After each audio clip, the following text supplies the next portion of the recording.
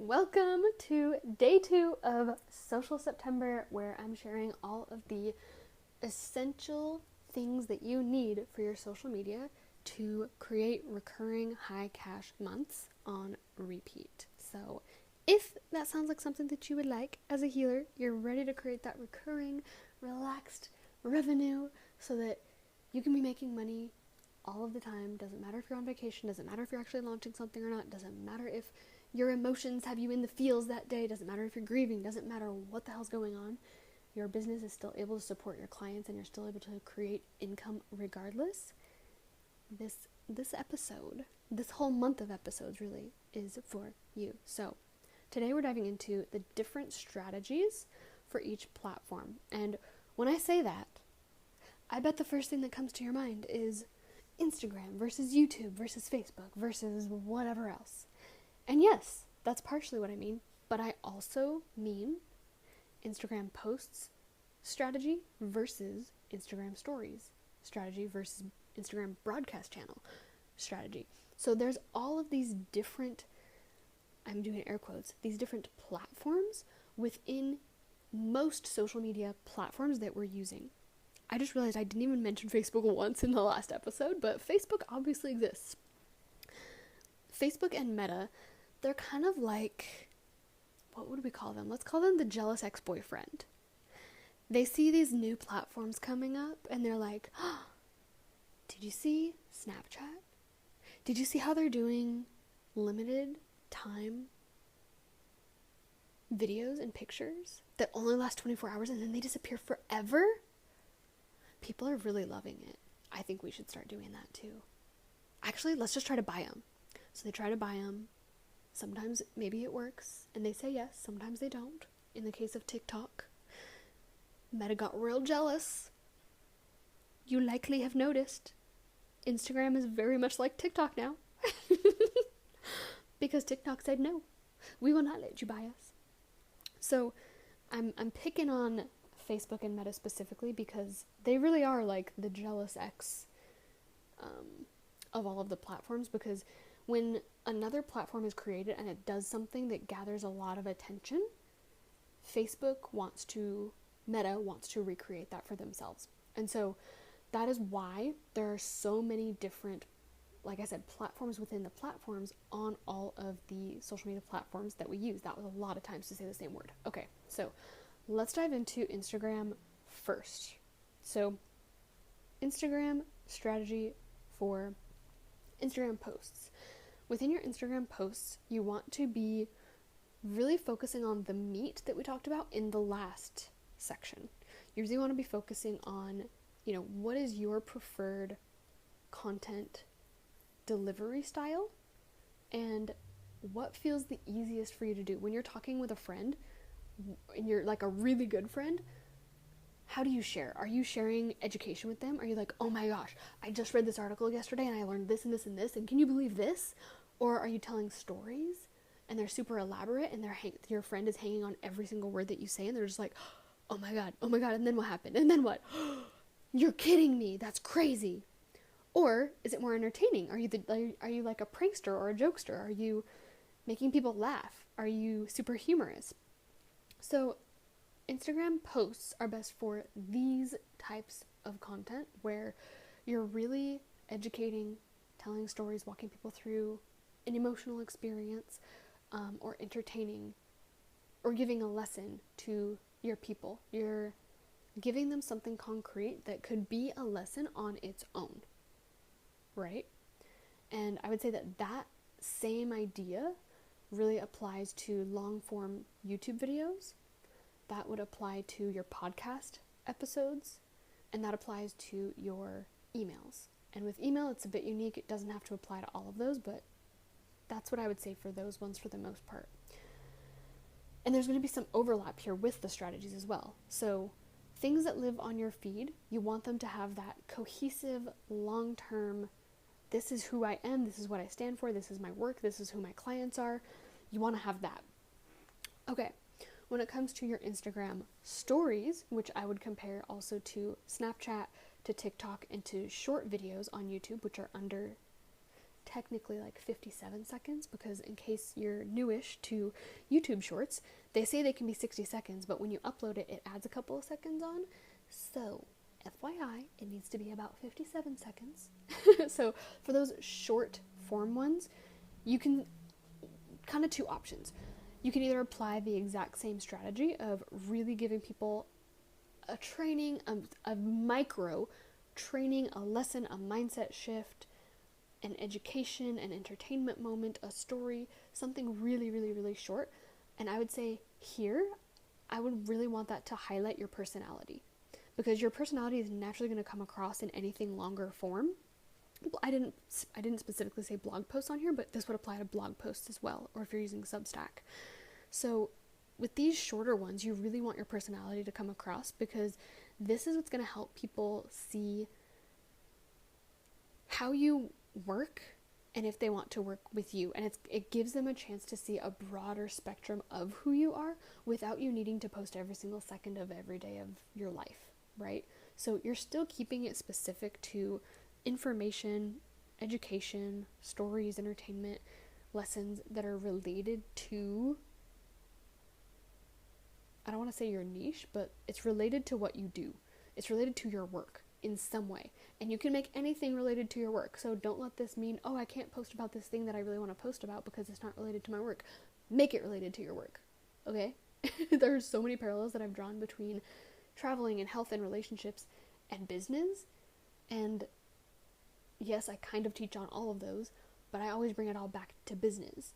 And you can do that. So your stories, obviously, they're much, much shorter. And those are something that are building more trust, and a lot of times it's an easier place to engage with your audience from. So that is what I recommend using stories for. Next here, broadcast channel. So broadcast channel on Instagram, I would also compare to your YouTube community, although that's still a little bit different. We're just going to let that one be individual. So your broadcast channel on Instagram. So that is a one-way conversation. You, unfortunately, cannot go back and forth in there.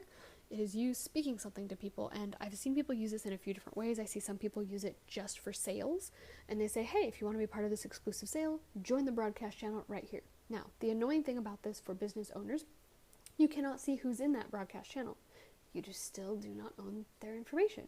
You cannot send them a direct email. You can't even see their name. So you don't know who's in there.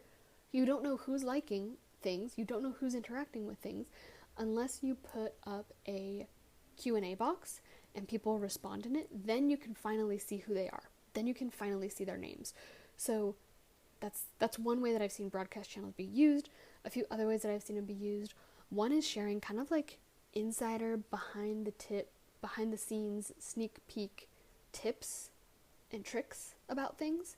And so one cool way that I've seen people do this is they do audits of, specifically I've seen this for Instagram, like content creators, but I could definitely see this for other people as well. Like I could definitely see it for healers. Maybe you put up a Q&A box in your story. It's asking people what they're moving through right now, what feels really sticky, challenging, or what they're trying to create in their lives right now. And then say, like, have them tell you what they're trying to create or trying to move through in that Q&A box, and then say to hear my answer, because maybe you literally create an audio, and again, audios can only be 1 minute each in there, but you could create an audio that's like walking them through what you would do with a client in a minute or less, responding to them in that broadcast channel. And so on your stories, you could say, join this broadcast channel in order to get these exclusive audio experiences that really let you highlight your gifts and your skills and your talents as the healer within that space. I think that would be such a beautiful way to do it. And then within that space, I would also want you to consistently be telling people, especially after you did some of these. So I would batch it where maybe you post on your stories one day, let's just say Monday, just because it's simple. And today's Monday that I'm recording this. Let's say that you record or you put up a story saying, tell me your struggles, tell me your desires here. And then it says, join this broadcast channel to hear the answers. And then I would give that a full 24 hours, like either let it completely expire or let it almost expire, and then go in and start responding to all the messages. And then when you're done responding to, you don't have to respond to all of them, but respond to the ones that you feel the most lit up about, the ones that you want to respond to, the ones that feel like ideal clients questions, the ones that make you feel like, oh my god, these are the conversations I want to be having in my group program, in my one-on-one, in my membership, whatever it is, in my mastermind. Respond to those messages, give people the audio, give them a little taste of your work, and then at the end of that, without giving any space, don't wait 24 hours, do this immediately after you're done recording the last one, put in there how they can work with you further. Put in there, hey, here's how we can continue working together.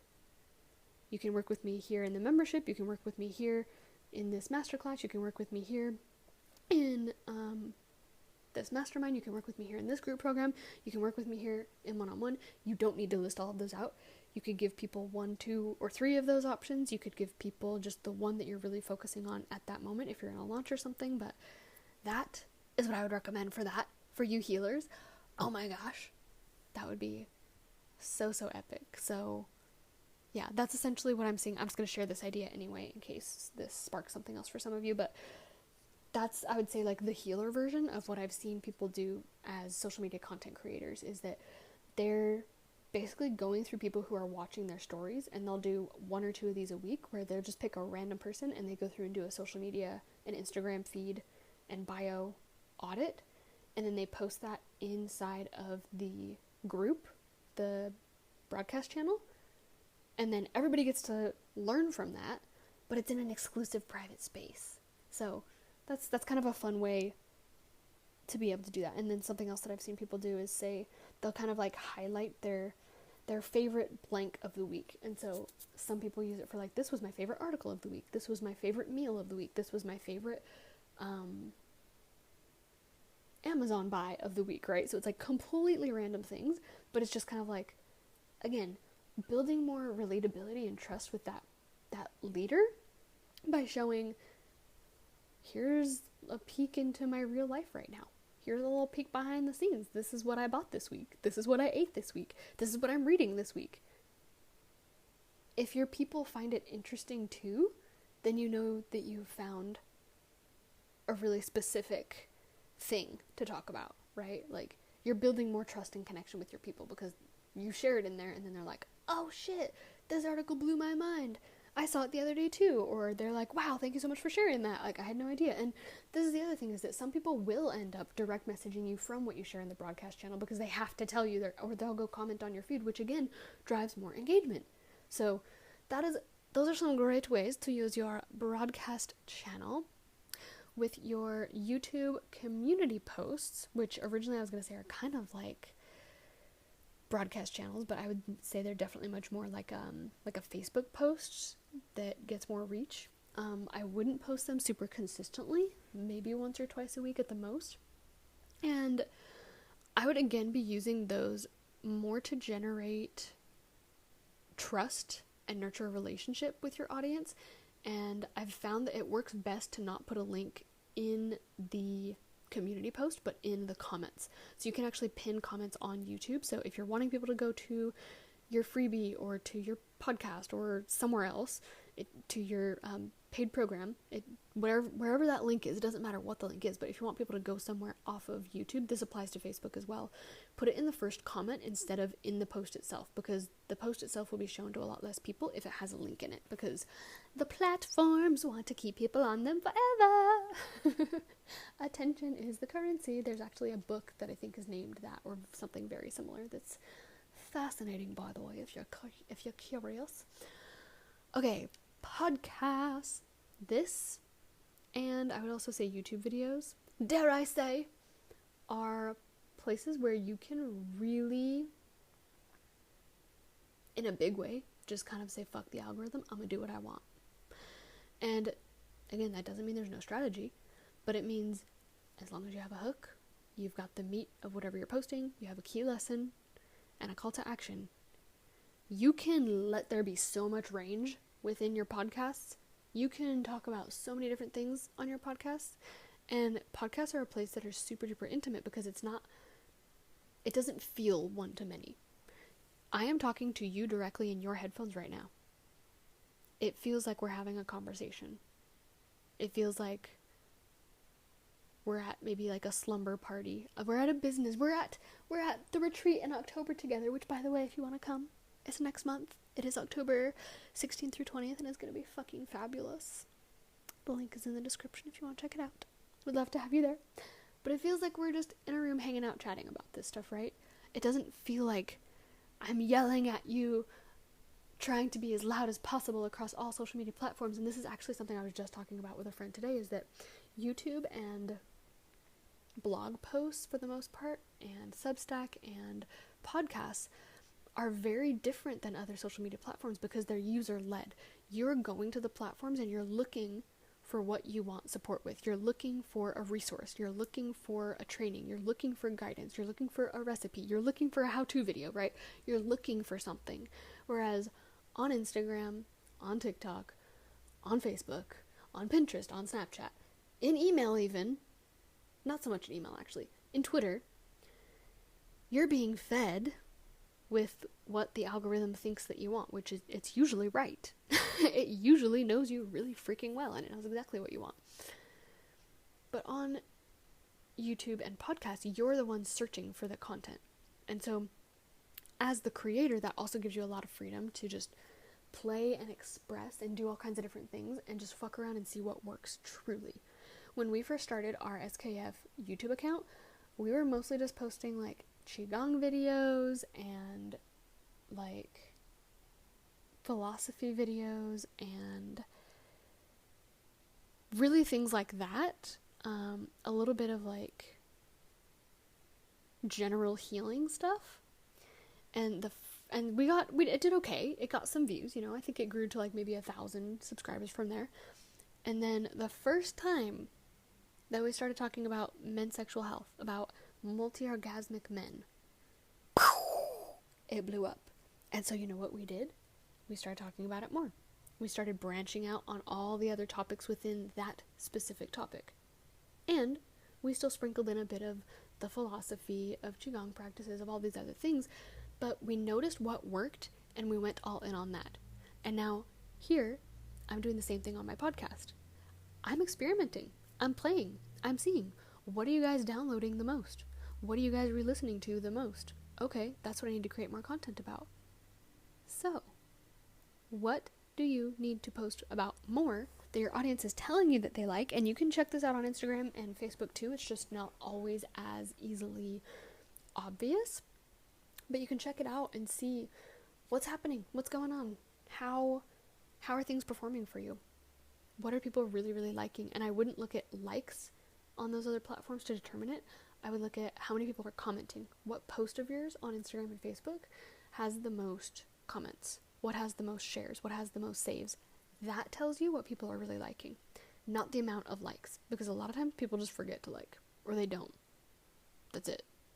It has absolutely nothing to do with the content. They just don't hit the button. They don't double tap. It's that simple. We talked about TikTok. Pinterest, I would say, very similar to Instagram posts strategy. Snapchat, I kind of mentioned this already. That would be very similar to Instagram story strategy. Email, again, kind of like podcast, it's very one-to-one rather than one-to-many, even though you're sending it one-to-many, even though many people can read an email, many people can listen to a podcast episode, the consumer, the person consuming the information, feels like it's one-to-one. You're writing this directly to me. You're directly in my inbox. And so, again, just keeping that in mind, and something that I love to do, one of my favorite hacks ever, is taking Instagram content, because usually writing is the easiest first form for me. So I'll write something out, I'll post it on Instagram. If it's too long, I'll make it an email first, and then I'll shrink it down to post it on Instagram. But you can just make very slight little tweaks from Instagram to email that work phenomenally, that make it feel more personal. And so that's what I would do there. And then on Twitter/X, whatever the hell we're calling it today, that one is best for really, I would say, those like hooks, even if it is an educational hook, a storytelling hook, an entertaining hook, a key lesson or takeaway hook. It's something that it has to be really, really short and potent, and it has to get to the point really, really quickly. And so if you're someone who's long-winded, hi, that's me. My intention was for all of these audios to be 10 minutes. I think both are about 20. Yep, the last one was 23, this one's 20. Cool. This is why I'm doing audio. My husband is similar, that's why he does YouTube, long-form YouTube videos. And then we have a team, I'll get into this in the fourth audio, but we have a team that repurposes this content for the shorter form platforms that we want to be on. So that's really what I see Twitter, X being best for, is looking at, okay, what of our content performed the best, and what can we pick and choose and put on those platforms as an experiment. And some people, like Donald Trump, doesn't matter how you feel about him, he's really, really good at Twitter, at X, because he can just say the most random, crazy, out there shit and get the point across in one sentence. He doesn't have to say a lot of words, and there's a lot of people like that. So again, if that's how you are, if you're someone who's just very like blunt, straight to the point, I can say it in one sentence, maybe that's a great place for you. Okay, once again, if this was a supportive episode for you, I would love to know over on Instagram. And with that, if you're enjoying the free resources, free resources that you're getting here on the podcast, I actually have way more resources, templates, as well as customization support, where I'll be diving into every single word of your content, learning about your business, your personality, and your brand, and really helping you scale to your next level in 7-Figure Freedom Method, my 12-week program from October through December. And I really created this program because I saw a huge gap in the market for high-touch mentorship spaces where you aren't just getting more information, but you're actually receiving the specific feedback and 1% tweaks required to grow your business, your healing business, to multi-6 and 7 figures. So if that sounds like you, if you're wanting more than just education, if you're wondering from these episodes so far this month, if you're like, okay, this sounds great, Mariah, but like, how do I do this? And how do I know which thing is right for me? How do I know which strategy is right for me? How do I know which platform is right for me? That is the space where we dive really freaking deep into all of this, and every single person gets an opportunity to speak on all of our hot seat coaching calls. So there will be 6 throughout those 3 months. We have them about every other week, and we continue until everybody's question is answered. And so this is not the kind of space where you're going to show up and never get your question answered because there's too many people. I've been in too many of those spaces, and I don't want that for you. I want you to walk away feeling like, holy shit, that was the best thing I ever did in my life, and I can't believe that I didn't say yes sooner. So, if that sounds like you, if this sounds like something that you want to do, if you want to have the templates, the resources, the things that have truly helped me scale the taboo tantra business that I run with my husband to multiple 7 figures in less than 7 years, that's the space where I'm doing that. And I'm not just giving you the information, but I'm helping you implement it every single step of the way.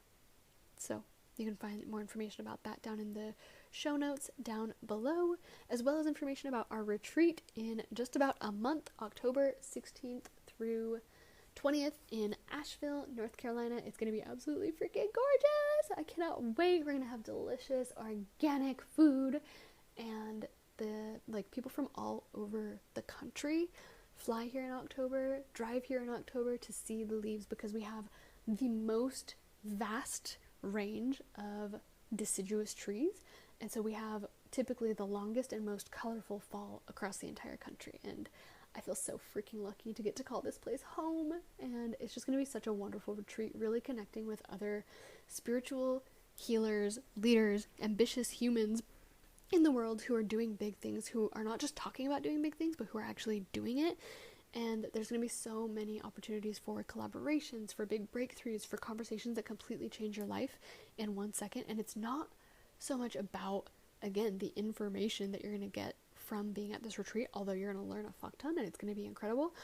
It's really about the shifts that happen within our frequency, within our energy, within our minds, within our belief, within our confidence, within ourselves, when we're in a space in person with other people who are doing big things, who are doing things bigger than us, and who we also see as human, and we're like, holy shit, that person inspires me so much, and they're human. And you know what that means? That means I can do it too. That's the kind of shift that happens when you're in person in experiences like this, and I would absolutely love to see you there. If you have any questions, please send me an email or a message on Instagram, and I seriously can't wait.